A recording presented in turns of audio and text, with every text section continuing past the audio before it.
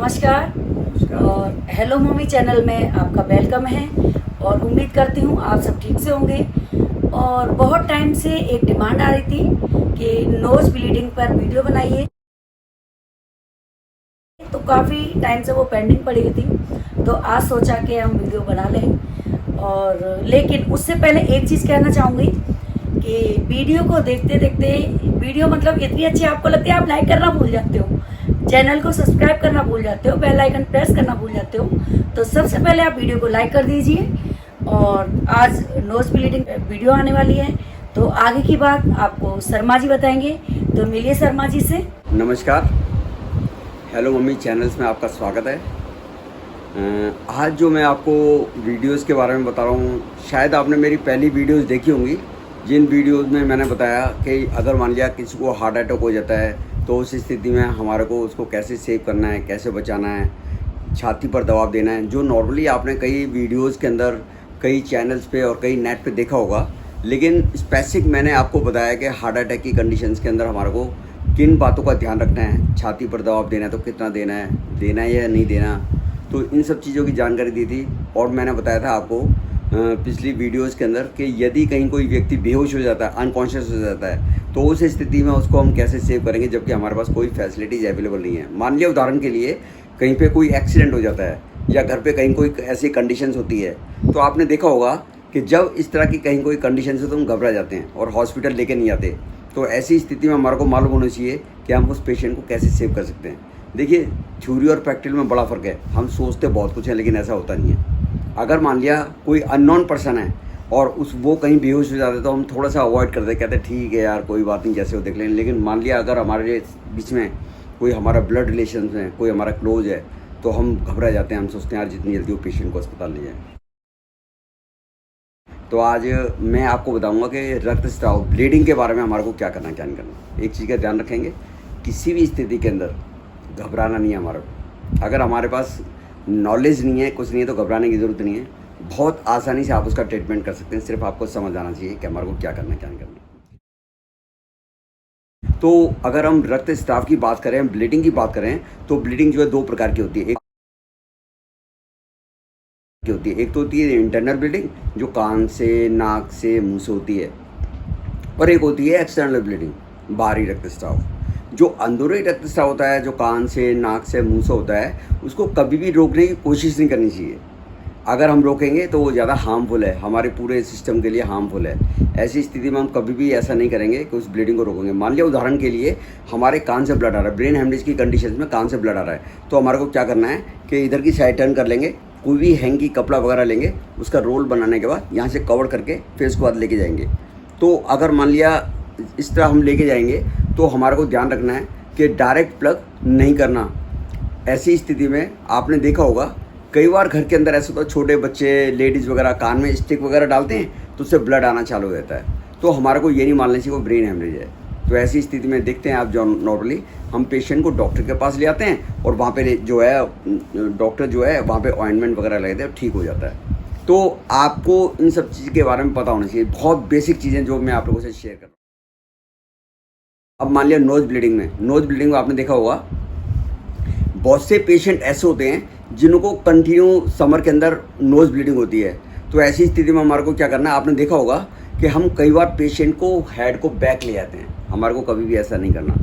अगर हम इस तरह करेंगे तो हमारा एयरवे जो है उसके अंदर ब्लड जो है वो आ जाएगा और ऐसी कंडीशन में वो हमारा पैसेज जो है चौक हो जाएगा। हमारे को करना क्या है, पेशेंट को कंफर्ट पोजीशन में बिठाने के बाद पेशेंट की हेड को आगे की साइड ले जाएंगे और इस तरह हम नोज़ को क्लीन करेंगे।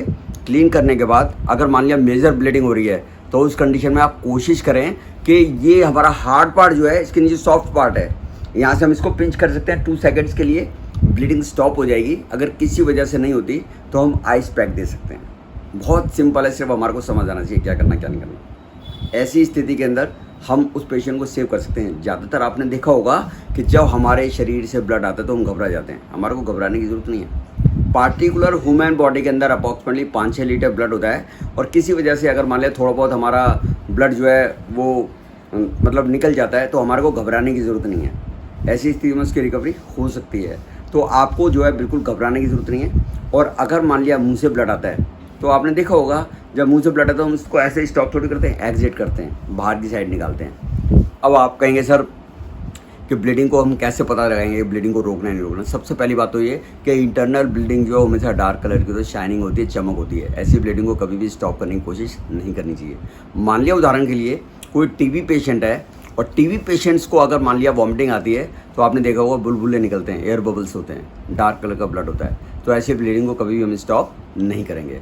और आप अगर मान लिया स्टोमक, आपके पेट से अगर कोई ब्लड आता है तो आपने देखा होगा उसमें खाने पीने की वस्तुएं भी नज़र आती हैं, फूड पार्टिकल्स नज़र आते हैं, जिससे हम जज कर सकते हैं कि वो जो है स्टोमक से है। तो आपको ध्यान रखना है कि किसी भी स्थिति में ऐसी ब्लीडिंग को स्टॉप करने की कोशिश नहीं करनी है जो हमारे अंदर ही भाग से आती है, जैसे कान से, नाक से या मुंह से। अब मैं आपसे बात करूँ, देखिए बहुत छोटी छोटी टिप्स मैं आप लोगों को दे रहा हूँ जिससे हम उस पेशेंट को सेव कर सकते हैं। समझ आना चाहिए हमारे को क्या करना क्या नहीं करना। अब मैं आपसे बात कर रहा हूँ बाहरी रक्तस्राव की। बाहरी रक्तस्राव जब कभी भी होता है तो हमारे को एक बहुत सिंपल सी टेक्निक्स मैं पॉइंट दे रहा हूँ, मेथड बता रहा हूँ, उस मेथड से आप इस ब्लीडिंग को रोक सकते हैं। जैसे अगर हम ब्लड की बात करें तो ब्लड का कलर जो है रेड होता है और हम रेड से इसको कंट्रोल कर सकते हैं। जैसे आपने देखा होगा कई बार हमारे ब्लेड चाकू लग जाए तो हम क्या करते हैं, मूव करते रहते हैं। हम जितना मूव करेंगे उतना ब्लड निकलेगा। ऐसी स्थिति में हमारे को क्या करना है, उसको आरामदायक स्थिति करना है, आर स्टैंड रेस्ट। उसको आराम, जो हमारा इंजर्ड पार्ट है जहाँ से ब्लड आ रहा है उसको हमारे को आरामदायक स्थिति में रखना है। ई स्टैंड होता है एलिवेट, हमारे को उसको ऊपर की साइड पर उठा के रखना है, हार्ट की साइड से थोड़ा ऊपर उठा के रखेंगे। और डी स्टैंड डायरेक्ट प्रेशर। हमेशा जब कभी भी ऐसी कोई कंडीशन होती है, देखिए फर्स्ट एड के लिए ब्लीडिंग को स्टॉप करने के लिए किसी सर्टिफिकेट की जरूरत थोड़ी है। घर के अंदर आपने क्या देखा कि छोटा बच्चा है वो पेंसिल वगैरह छील रहा है, उसके फिंगर्स में ब्लेड लग गया, हम सीधे कंट्रोल कर लेते हैं या गीला कपड़ा बांध देते हैं। फर्स्ट एड ही तो है, प्राथमिक सहायता ही तो है। तो ऐसी स्थिति में हम उसको रोक सकते हैं। लेकिन एक चीज़ का ध्यान रखना बहुत ज़रूरी है, जो चीज़ मैं आपको पॉइंट आउट कर रहा हूँ उसको फोकस करना बहुत ज़रूरी है। ऐसी स्थिति में जब आप कभी भी किसी को भी ट्रीटमेंट देते रहें, सबसे पहले अपने हाथों को वॉश करें, ड्राई करें, ग्लव्स यूज़ करें, बगैर उसके आपको नहीं करना है। अब थ्योरी प्रैक्टिकल में बड़ा फ़र्क है। जब कभी कहीं कोई ऐसी स्थिति आती है तो हमारा ब्रेन नर्वस सिस्टम काम करना बंद कर देता है और हम उसके अंदर कोई भी ट्रीटमेंट नहीं कर पाते, घबरा जाते हैं।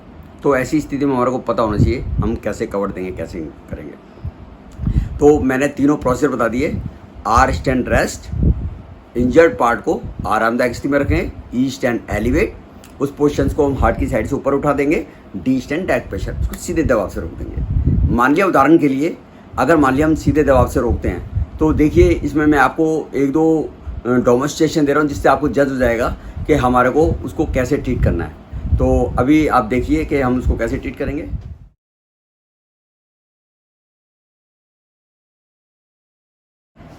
तो अभी जो मैं आप लोगों को बता रहा था उसके बारे में बताया मैंने कि रक्तस्राव को रोकने का क्या तरीका है। लेकिन बाहरी रक्तस्राव, एक्सटर्नल ब्लीडिंग अगर कभी भी होती है तो उसको रोकने के लिए हमारे को क्या करना है। जैसे मान लिया उदाहरण के लिए ये पेशेंट है, तो इस पेशेंट्स के अगर यहाँ पे हाथ में चोट लगा हुआ, नाइफ लग गया है, तो हमारे को क्या करना है, कोई भी साफ कपड़ा, घर के अंदर बहुत सी हमारे पास कपड़े होते हैं लेकिन कोशिश करेंगे वो साफ कपड़ा हो। साफ कपड़े को लें, साफ कपड़े को पैडिंग बनाने के बाद, जैसे आप ये देख रहे हैं मैंने इसको पैडिंग बनाया और पैडिंग बनाने के बाद मैंने यहाँ पे प्रेशर दे दिया, यहाँ पे दबाव दे दिया। एक चीज़ का ध्यान रखेंगे, जब तक पेशेंट को पेन होगा तब तक वो हैंड्स को थोड़ा सा वैसे रखेगा और जैसे ही पेन रिलीफ हो, जैसे ही उसको ओपन करेगा तो ये जो है हट सकता है। आपको क्या करना है, मान लिया उदाहरण के लिए मैंने इसको एक पैकिंग दो दी, दूसरी पैडिंग जब देने लगा तो पता चला ये पूरा कपड़ा जो है ब्लड के अंदर हो गया, मेजर ब्लीडिंग के अंदर। तो हमारे को कुछ नहीं करना, ऐसी स्थिति में जो कपड़ा उसको रिमूव नहीं करेंगे और उस कपड़े को इसके ऊपर लगा देंगे और फिर इसके बाद इसके ऊपर ड्रेसिंग कर देंगे। जब कभी भी इसको बांधेंगे, जब कभी भी हम इसको कवर देंगे तो नॉट हमारे को इसके ऊपर लगानी है। देखिए प्रोसीजर बहुत है, सिर्फ समझ आना चाहिए हमारे को। यहाँ पे तो मैंने आपको सिर्फ इतना डेमोन्स्ट्रेट किया है कि हमारे को यहाँ पे किस तरह प्रेशर देना है। लेकिन जब कभी भी आप प्रेशर वगैरह देंगे तो पेशेंट से बातचीत करते रहें, भाई साहब चिंता मत करो, कोई बात नहीं, और आप कौन सी क्लास में पढ़ते हैं, आपका क्या नाम है, आपके परिवार के लोग क्या क्या करते हैं। ये सारी बातें करने का सिर्फ एक उद्देश्य है कि उस मरीज़ को, उस पेशेंट को सदमे में ना जाने दें। नहीं तो क्या होगा, जैसे मान लिया मैंने यहाँ पे ड्रेसिंग वगैरह की, यहाँ पे मैंने पट्टी वगैरह बांधी या मैंने इसको खून को रोकने की कोशिश की, और हो सकता है ये स्टूडेंट हो, अब ये सोचे यार कल तो मेरा स्कूल में एग्ज़ाम है और मैं जो है परेशान हो जाऊँगा, मेरे तो सीधे हाथ में चोट लग गई है तो मैं कैसे एग्ज़ाम दे पाऊँगा। तो इन सब चीज़ों के लिए हमारे को पता होना चाहिए, उससे बातचीत करें ताकि वो सदमे में ना जाए। जैसे आपने देखना होगा एग्जाम्पल के लिए, जब कभी भी कोई छोटा बच्चा गिर जाता है तो हम उसको क्या कहते हैं, देख बेटा चींटी मर गई, उसके ब्रेन को सिर्फ डाइवर्ट कर रहे हैं ताकि उधर उसका जो है चोट की तरफ ध्यान ना जाए, नहीं तो वो चिल्लाता रहेगा। ऐसी स्थिति में हम उस पेशेंट को सेव कर सकते हैं। यहाँ से मैंने इसको कवर दे दिया, पेशेंट से मैं बातचीत करता रहूँगा और कवर देने के लिए कोई इशू नहीं है। यहाँ से हमने इसको लिया, यहाँ से किसी चीज़ को लेके बांध दिया। घर के अंदर बहुत साधन है हमारे पास, कोई भी कपड़ा यूज़ कर सकते हैं, चुन्नी यूज़ कर सकते हैं, स्कार्फ यूज़ कर सकते हैं। यहाँ से इसको पूरा बांधना है, फिर इसको यहाँ से कवर करके लेके जाएंगे। सिर्फ एक चीज़ का ध्यान रखेंगे, किसी भी स्थिति के अंदर पेशेंट को शॉक में न जाने दें, उससे बातचीत करते रहें और पेशेंट को बोले कोई चिंता वाली बात नहीं है, कोई बात नहीं, बिल्कुल ठीक है, बहुत सही है, कोई दिक्कत नहीं है। और अगर मान लिया कोई अननोन पर्सन है तो उसको बोलना भाई साहब चिंता मत करो, किसी को बुलाना है क्या, कोई कॉन्टैक्ट नंबर दे दें, जिससे कि उससे आपका रिलेशन बिल्कुल फैमिलियर रहना चाहिए। तो जब कभी भी कहीं कोई ऐसी स्थिति है तो हमारे को घबराना नहीं है। एक चीज़ का ध्यान रखेंगे, एक्सटर्नल ब्लीडिंग, बाहरी रक्तस्राव को हमारे को सीधे दबाव से रोकना है, इनडायरेक्ट प्रेशर का प्रयोग हम नहीं करेंगे जैसे नॉर्मली हमने देखा है। तो ऐसी स्थिति में सबसे पहला काम हमारा ये है, हमारे को अपने हैंड्स को वॉश करना है या ग्लव्स यूज़ करने हैं, मास्क लगाना है, फिर इसके बाद हम ड्रेसिंग वगैरह करेंगे। और जिस वक्त हम उसको ये पट्टी वगैरह कर देंगे, इट मीन्स जिस वक्त हमने ब्लीडिंग को रोक दिया तो उसके बाद भी हमारे को अपने हाथ को वॉश करना है, अगर हमने ग्लव्स पहने नहीं है तो। और अगर ग्लव्स पहने हो तो उसको रिमूव कर देंगे।